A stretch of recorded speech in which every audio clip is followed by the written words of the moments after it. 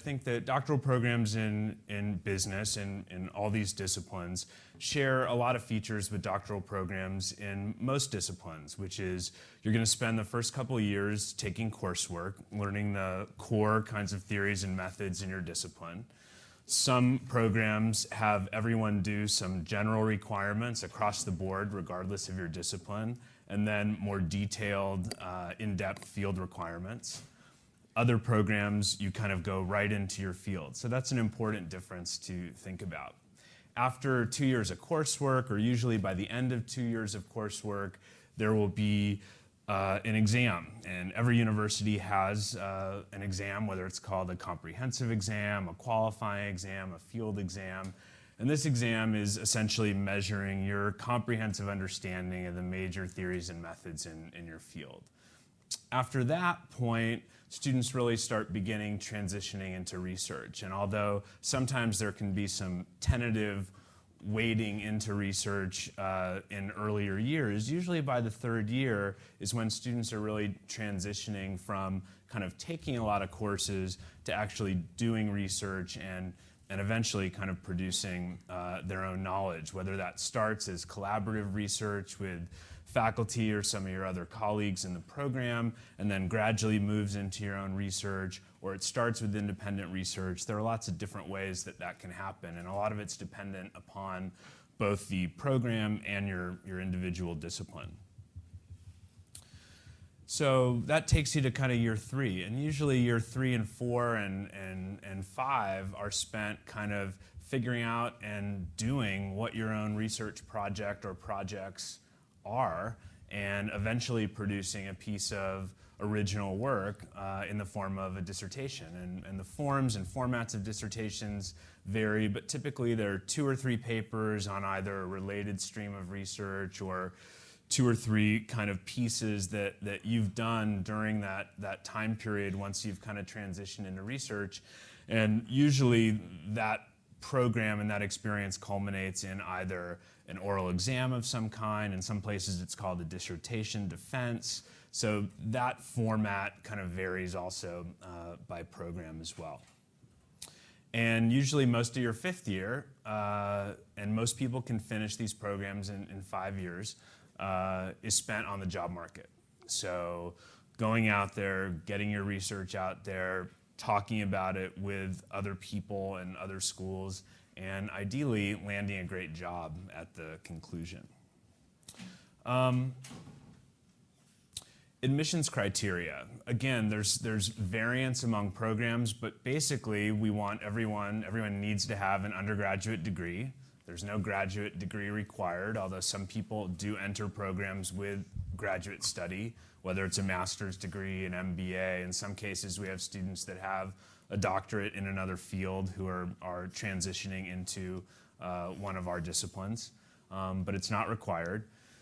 Usually a standardized test score, GRE exam in some cases, GMAT exam in some cases. This is another thing you're going to want to check because those requirements vary from school to school.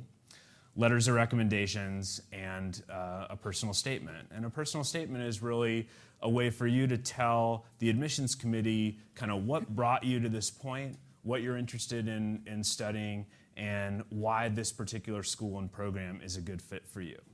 I'm going to wrap it up, but we can talk more in the Q&A. But the one thing I would say is that the question I get asked a lot is, what should I be looking for in a program? And the advice I always give students is, you want to really do your homework. Go to each school that you're interested in. See what the faculty in your program and in your discipline are doing. Read their CVs. Read papers that they're working on. See working papers. See what students, many of whom have their own websites out there, are working on in that program. And ultimately, look for places where there are a number of people who you think are doing work that's interesting to you and or who could support the kind of work that you want to do and add value to it. I think the wrong strategy is to find and fixate on one person who you think may be, and may be in fact, a superstar in the field, and kind of throw all your chips in with that one person. That's a really big gamble. So I'm going to turn it over to Anat.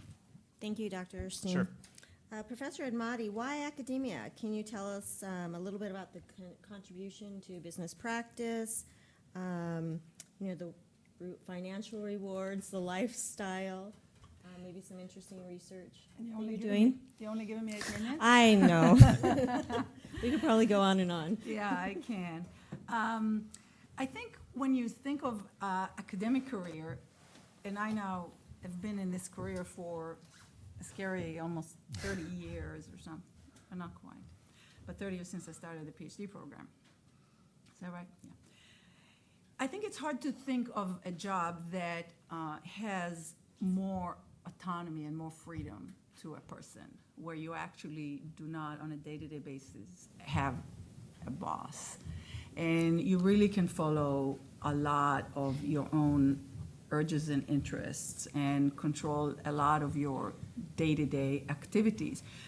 The biggest freedom you have is the research freedom to think about things that you think are interesting, that grab you, that you want to know the answer to.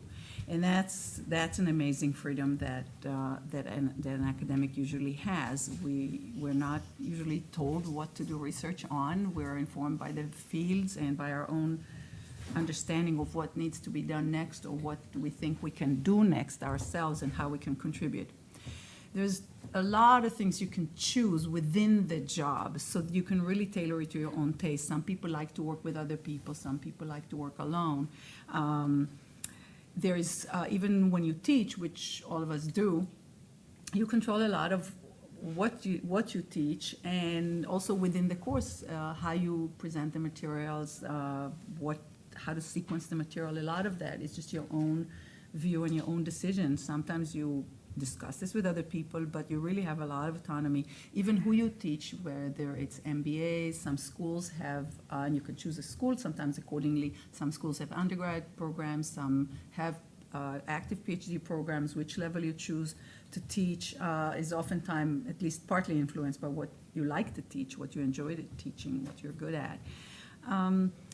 Later in a career like that, some people choose to mix it with other things, like they could write books, sit on boards, they can consult. There's a lot of flexibility there to kind of go one day a week, or there's some level to do this. I should also mention some people teach executives in some of these programs, so schools have that, but it's optional whether you teach there or not. Oftentimes it's just an extra thing that you choose to do. Sometimes people only do it later in the career because of a lot of research requirements earlier on. You can travel in this job to conferences. Some people do more of it than others. Some people like the conferences that are held near ski resorts, and other people avoid them, like me, because I don't ski. You have advising relationships with students, especially PhD students, and that's a very satisfying part of the job as well. And some people have more of it than others, but that's, again, part of your autonomy. And you have some flexibility with respect to your work hours. Oftentimes you don't teach all quarters. Certainly research is flexible. Some people are morning people, some people are night people. But I like, especially for the bulk of the first decade or two in this job, and oftentimes at periods of time within the job, I like a colleague of mine once telling somebody that this is an extremely flexible job. You can work any 80 hours a week that you want. So it is a lot of work oftentimes, and sometimes I, in the very beginning of my career, I remember walking out of the building, and the problem I'm thinking about is like, I can't think of anything else, because I'm really obsessed with, solving that problem or finding the proof or whatever. And I remember looking at like faculty assistants going home and thinking, wow, they're done. They don't take their work home with them like I do. So there is that. It really can be, people can become workaholic, can not have a balance, but it's, again, in your hands to have the balance. The other thing I would say is that it's an exciting job because it's always interesting and it's always new. You can always learn a new subject, sort of leave a research area that you kind of get tired of and kind of feel like you've said what you said, and then move to some other area. Then when you do the research, if you're lucky, you make a difference in this research. You create a new idea that other people then proceed with, and you feel like you made a little difference to the research, and then eventually trickling down to to maybe the practice even, or our understanding of how systems work, or how to understand various processes within business. Now, in terms of lifestyle, I would say it's not a job where you usually become extremely rich, but it's a fairly well-paid job. Some people, if they really enjoy it, say, I can't believe they pay me to do this. So, but you know, it is work. But if you like it, and if you're a good fit for it, it is well paid for that kind of thing, if you really enjoy it. But that's true for every job that you enjoy, probably. Also, within business schools, I would say that we are lucky because business schools the business schools that are research-oriented tend to have resources for research quite a bit. And so we don't end up spending a lot of our time writing grants and depending on soft money for research, because we're very well supported to go to conferences, to get data sets, to have the time in the summer to do research, and all of that, to have research assistants, all the stuff that we need. So, and then the other thing about this career is that in most places we have this wonderful invention called the tenure system, which basically the way it works is you get an initial contract for working, and it's usually a few years, so it's not like it's going to be over in a year or anything. You do have a little time, and then it gets renewed, you get reviewed, depending on your research and other things. You will hopefully get it extended for a few more years. Meanwhile, all this time, there's some kind of a clock that's ticking, and it's called the tenure clock. And that system, which could be 7 years, sometimes more, sometimes less, is ticking with this sort of up or out system, where at some point you get reviewed, and if you do make it through that system, the clock stops ticking. And at that point, you really have a lot of flexibility. And the nice thing about that is that you do not have to, you can really go deeply into research subject, and you can take some chances with that. And that is the idea behind this system. It's not just to give us job security, it's to allow us to be bold in our research, and it sort of rewards innovation. I had a PhD student actually write a paper on that, Gustavo, on how this kind of system encourages people to take leaps in their research and try and allow themselves to fail sometimes as well.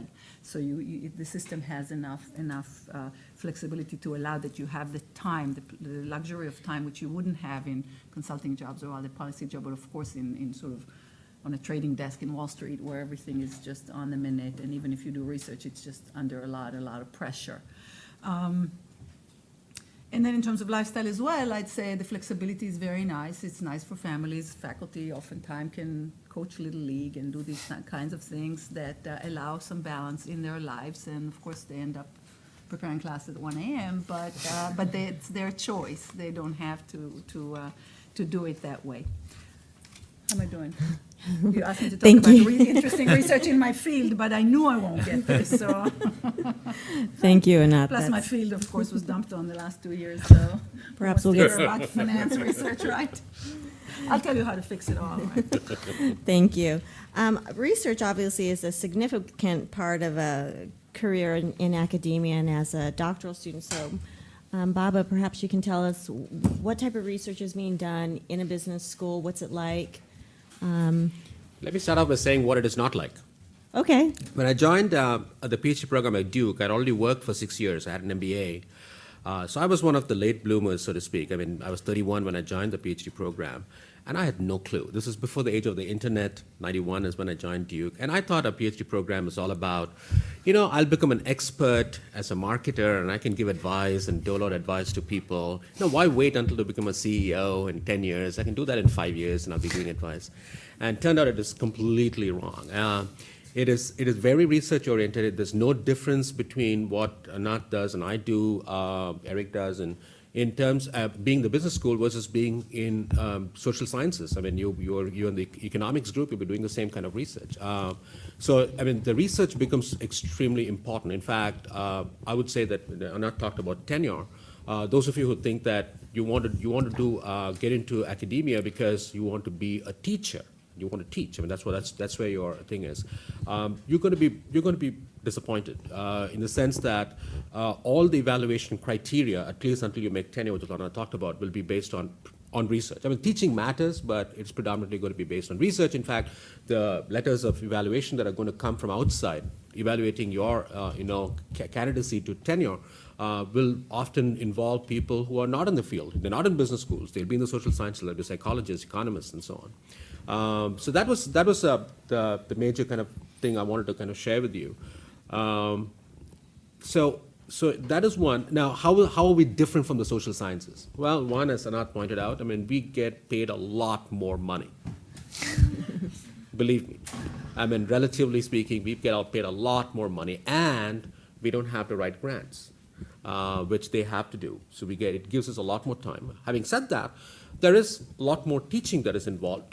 Teaching in the sense that because you start teaching MBAs, at some point in time in your careers, you'll start teaching MBAs, executives, and so on, which for me is a lot of fun because it's a great way for me to interact with people in the real world environment. And I'll talk about one research idea that I worked on that actually came from an executive program that I was teaching. The spark of the idea came from there.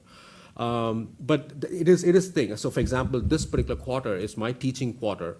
And as Anat said, I get done with teaching in 10 weeks. The rest of the year, I can be anywhere I want in the world. No one is going to ask me anything. And that's the flexibility that comes with the thing. And of course, with tenure. Anyway, so there's going to be the teaching element involved. It's going to be much more intense, unlike and many of you have been in other programs, undergraduate programs, where the teacher can come in and just literally read off a sheet of paper or notes, and you cannot do that out here. So it's a little bit more deeply involved. That's probably why we get paid more. Anyway, so in terms of an example of a research idea, right? I mean, so think about the kind of research. So this was an idea where it is now called the price placebo effect. Some of you might have already heard about this. Came from this observation that I had that, one way by which you can build a competitive advantage, that is, you make sure that the consumer buys your product compared to the competitor's product, the easiest way to do that is to reduce prices, right? You either reduce prices permanently or you give an incentive in the form of rebates and coupons and discounts and so on. And I would ask these people, for example, I would ask executives at Dell, and they used to come when I was at the University of Iowa, they would come over there, and I'll ask them, aren't you worried that if you keep lowering your prices because you're a classic price leader, that's the price leadership strategy you're adopting, aren't you worried that it will negatively hurt perceptions about your product? Because we do know that reduced prices is going to hurt perceptions. And their argument was, yes, it is going to hurt perceptions, but someone is going to use our computer, and our computer is of good quality, and therefore the marketplace will correct for itself. Why? I'm going to use the computer, I'm going to discover that it is of good quality, and I'm going to blog, I'm going to communicate to my friends that it is of good quality. And that is the question that I wanted to challenge. Is it possible that it is not just a matter of perception, that if you think a product is not good, the product itself will be not good? Right? So a good example of that study, I'm a psychologist, so if I divide this room into, how am I doing on time? You have a few minutes. Okay, so I can keep talking all the time. I like talking, by the way, as you can tell. So let us say I'm going to divide this group into two groups, so the between subject design. So what I'm going to do to this half is not aware to this half and vice versa. So I'm going to tell you that this is a study about energy drinks like Red Bull, and this is consumed in undergraduate and campuses, so on, college campuses, before exams when people want to be alert because of the caffeine and amino acids and so on. But I'm going to tell you that we don't know about the efficacy of these drinks. So the whole study is about the efficacy of these drinks. Now what I'm going to do is I'm going to have you guys buy this drink from me at a full price, regular price, $1.89 for example, and you will buy this from me at a discounted price. So you'll pay at 89 cents. I'll tell you what is the full price, but I'll tell you that you're getting this discount only because we got an institutional discount and I'm passing it on to you. That's all. You're going to consume the drink, and you'll end up solving a series of word jumble puzzles. So you have 15 puzzles to be solved in 30 minutes. And the question I'm be asking here is it possible that the number of puzzles that you will end up solving will be different than the number of puzzles that you will end up solving? And is it possible that you folks will put in more effort into the task than you folks? And that's indeed what we found.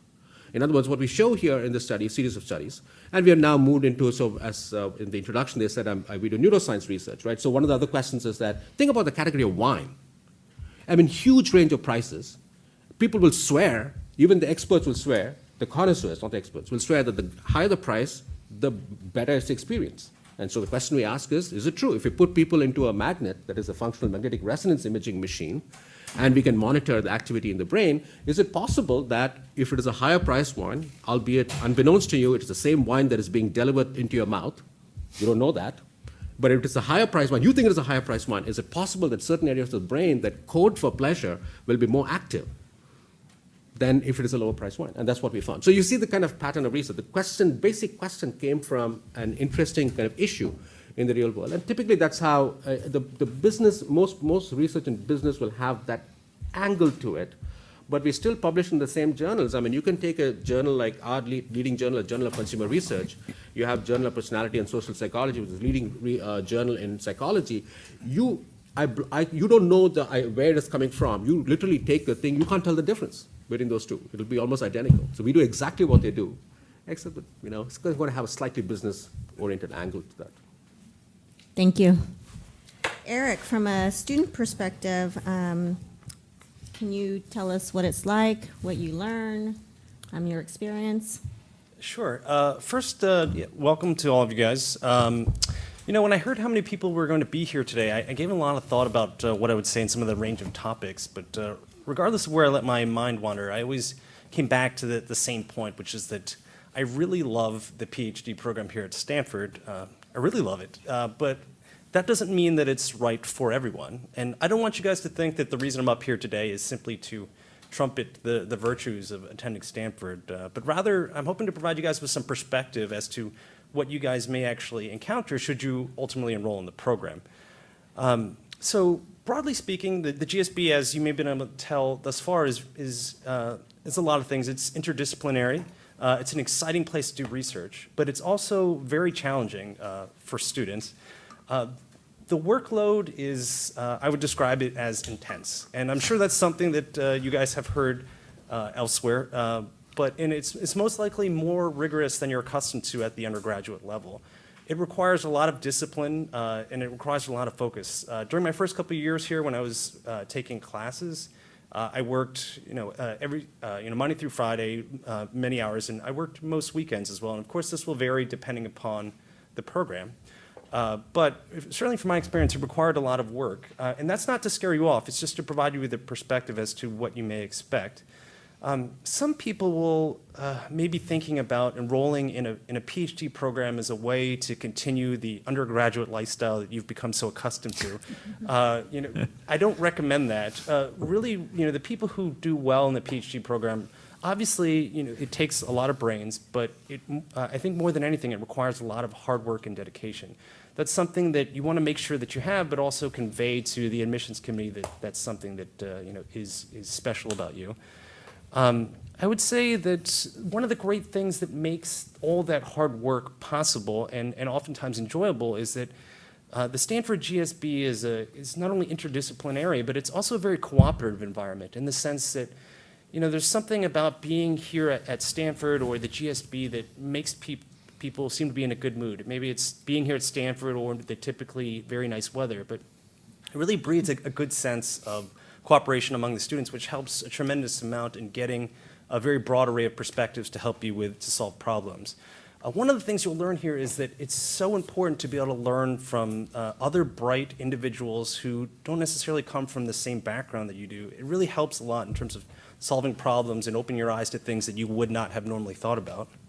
So in addition to things that you may also learn at the program is that there is a tremendous distinction between undergraduate and graduate courses in the sense that my experience as an undergraduate was that there was more of an emphasis on things like memorization and basic principles, whereas at the graduate level, you really need to have a very strong concept of or understanding of precision and higher analytical reasoning and creativity. Those are the things that really going to help separate the people who do well in the program versus those who do not.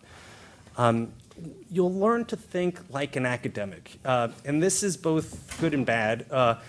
I think you learn to think like an academic not only for research purposes, but it changes the way that you see everyday, normal, day-to-day things. Like you'll think about the world differently in terms of statistical inference and incentive structures, and of course rhetoric and discourse.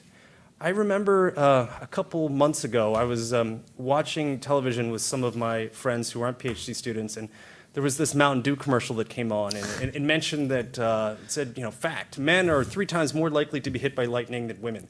And just as a very visceral reaction, I just, belted out in a very measured, incredulous tone that, oh, you didn't control for self-selection. And the people who looked, my friends were looking at there, were sitting next to me, and they were looking at me, as if I was a very big nerd. And that's probably true, but it's something that, like, you go to be accustomed to.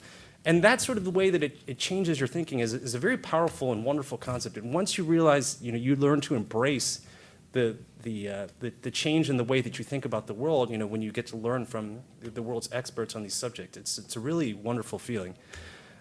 So in case I have sold you, or they've sold you on the merits of applying to a PhD program and you guys feel that you're ready, a couple things that I would recommend in terms of the application process is that it's so important that you figure out that the program is right for you. And by that, I mean speak to faculty and administrators, speak to current students. I think current students will give you a real strong indication as to what you're going to expect in your individual program. Figure out the structure of the program and figure out if people are happy there. I don't say that simply because I'm happy here, but when I was in your position a couple years ago, I visited schools and I talked to students at various places, and I got the sense that there was a lot of variation in terms of where people were happy.